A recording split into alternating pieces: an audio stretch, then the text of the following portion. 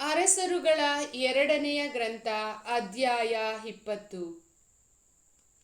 ಆ ದಿನಗಳಲ್ಲಿ ಹಿಜ್ಕೀಯನು ಮಾರಕ ರೋಗದಿಂದ ನರಳುತ್ತಿದ್ದನು.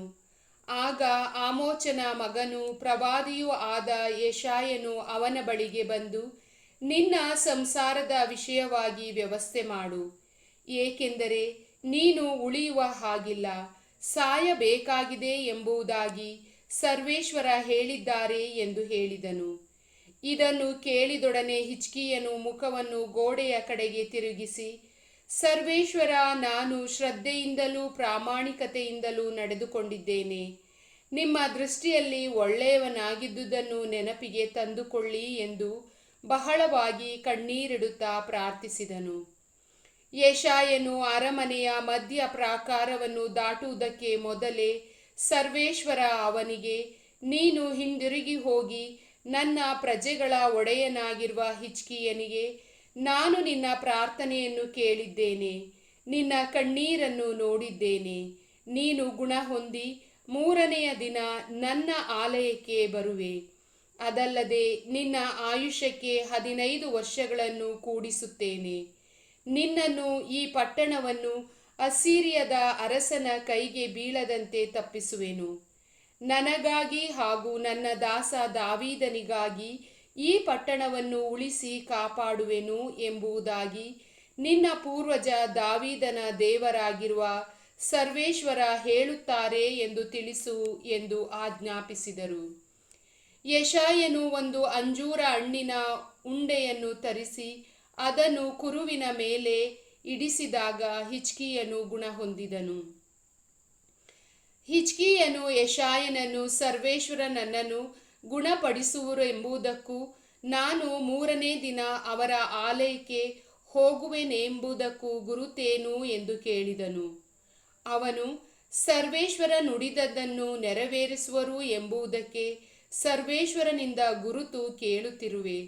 ಹಾಗಾದರೆ ನೆರಳು 10 ಮೆಟ್ಟಲು ಮುಂದೆ ಹೋಗಬೇಕೋ ಹಿಂದೆ ಬರಬೇಕೋ ಹೇಳು ಎಂದನು. ಹಿಜ್ಕೀಯನು, ನೆರಳು ಮುಂದೆ ಹೋಗುವುದು ಸುಲಭ, ಆದುದರಿಂದ 10 ಮೆಟ್ಟಲು ಹಿಂದೆ ಬರುವಂತೆ ಮಾಡು ಎಂದು ಹೇಳಿದನು. ಆಗ ಪ್ರವಾದಿ ಯೆಶಾಯನು ಸರ್ವೇಶ್ವರನಿಗೆ ಮೊರೆಯಿಡಲು ಅವರು ಆಹಾಜನ ಸೋಫಾನ ಪಂಕ್ತಿಯಲ್ಲಿ 10 ಮೆಟ್ಟಿಲು ಮುಂದೆ ಹೋಗಿದ್ದ ನೆರಳನ್ನು ಹಿಂದೆ ಬರಮಾಡಿದರು.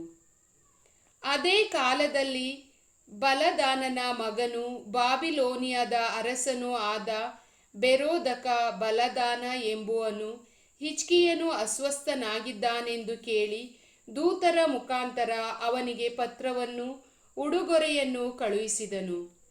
ಹಿಜ್ಕೀಯನು ಬಂದಂಥ ದೂತರ ಮಾತನ್ನು ಕೇಳಿ ಅವರಿಗೆ ಬೆಳ್ಳಿ, ಬಂಗಾರ, ಸುಗಂಧ ದ್ರವ್ಯ, ಪರಿಮಳ ತೈಲ ಮುಂತಾದ ಪದಾರ್ಥಗಳಿರುವ ಮನೆಯನ್ನು, ಆಯುಧ ಶಾಲೆಯನ್ನು, ತನ್ನ ಭಂಡಾರದಲ್ಲಿದ್ದುದೆಲ್ಲವನ್ನೂ ತೋರಿಸಿದನು.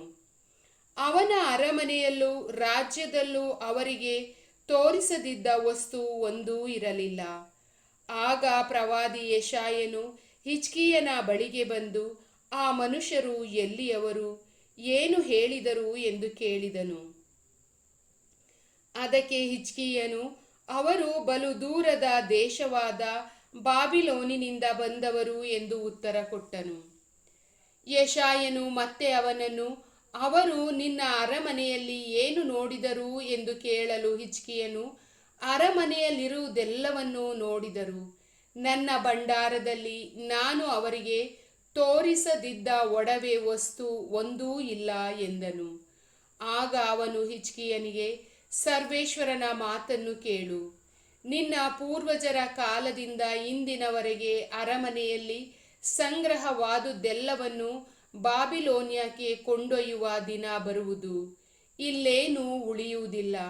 ಬಾಬಿಲೋನಿನ ಅರಸರು ಬಂದು ನೀನು ಪಡೆದ ಮಕ್ಕಳನ್ನು ತೆಗೆದುಕೊಂಡು ಹೋಗಿ ಅವರನ್ನು ತಮ್ಮ ಅರಮನೆಯಲ್ಲಿ ಕಂಚುಕಿಗಳನ್ನಾಗಿ ನೇಮಿಸಿಕೊಳ್ಳುವರು ಎನ್ನುತ್ತಾರೆ ಎಂದು ಹೇಳಿದನು.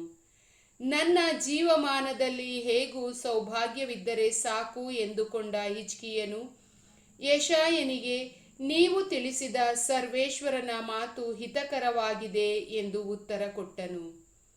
ಹಿಜ್ಕೀಯನ ಉಳಿದ ಚರಿತ್ರೆ ಅವನ ಪರಾಕ್ರಮ ಕಾರ್ಯ ಹಾಗೂ ಅವನು ಕೆರೆ ಕಾಲುವೆಗಳನ್ನು ಮಾಡಿಸಿ ಊರೊಳಗೆ ನೀರನ್ನು ತಂದ ವಿವರ ಇವು ಜುದೆಯ ರಾಜರ ಇತಿಹಾಸ ಎಂಬ ಗ್ರಂಥದಲ್ಲಿ ಬರೆದಿರುತ್ತವೆ. ಅವನು ಮೃತನಾಗಿ ಪಿತೃಗಳ ಬಳಿ ಸೇರಿದನು. ಅವನ ಸ್ಥಾನದಲ್ಲಿ ಅವನ ಮಗ ಮನಸ್ಸೆ ಅರಸನಾದನು. ಪ್ರಭುವಿನ ವಾಕ್ಯ.